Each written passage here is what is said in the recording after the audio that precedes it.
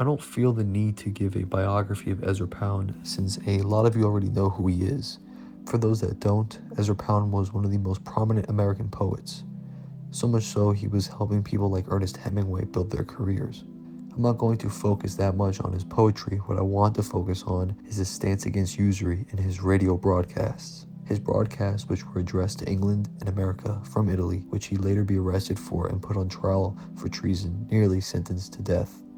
Pound lived in Italy during the regime. He was an admirer of Italian fascism as a cultural movement and for its economic development and anti-usury stance. He speaks on the 1927 Fascist Charter of Labor, which I'll show an excerpt of here. And here is his poem, his anti-usury poem, with Usura. With Usura hath no man a house of good stone, each block cut smooth and well-fitting, that delight might cover their face.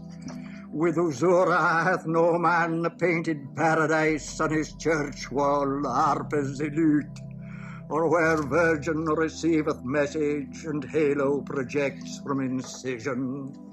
With Usura seeth no man Gonzaga his heirs and his concubines. No picture is made to endure nor to live with, but it is made to sell and sell quickly.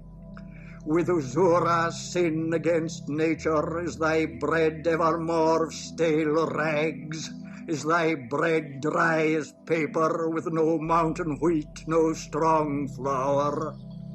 With Usura the line grows thick, with Usura is no clear demarcation, and no man can find site for his dwelling.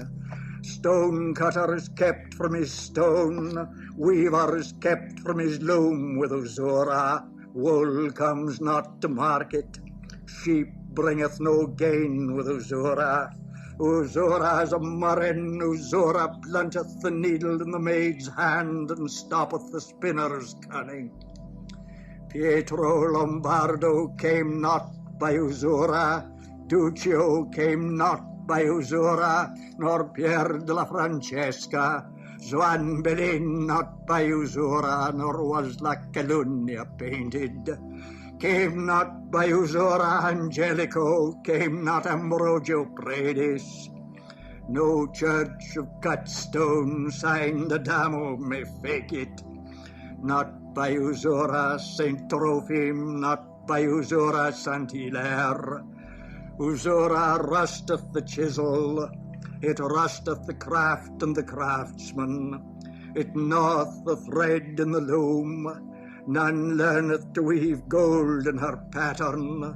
Azure hath a canker by Usura, Karamasi is unbroidered. Emerald findeth no memling. Usura slayeth the child in the womb, it stayeth the young man's courting.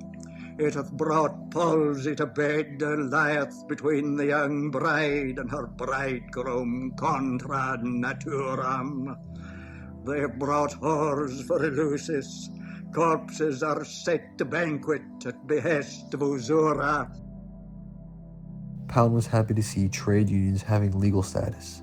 By 1939, after the transitional quote-unquote heroic capitalism, a way of mass-producing industry quickly, much like Vladimir Lenin's new economic policy, which would then later be nationalized heavily under the state corporatist system, Pound in his radio broadcasts would talk about the role that usury had in war financing. Those who are indebted have their debts paid off by those who advocate for war. Loans are used as enslavement, and the way out of it is to do the bidding of those paying off your debts, as you are reliant on them to free you. You ought to render them a service for your loan liberation. Churchill being a good example. Pound took heavy interest in economics.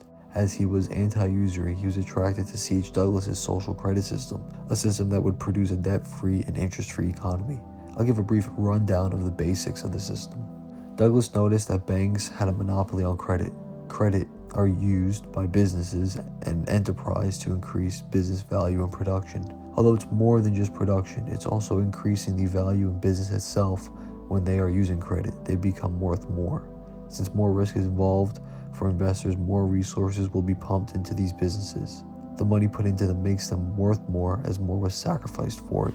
Anyhow, these businesses need to use loans or credit to stay alive, as well as the inability to afford to pay higher wages due to debt duties.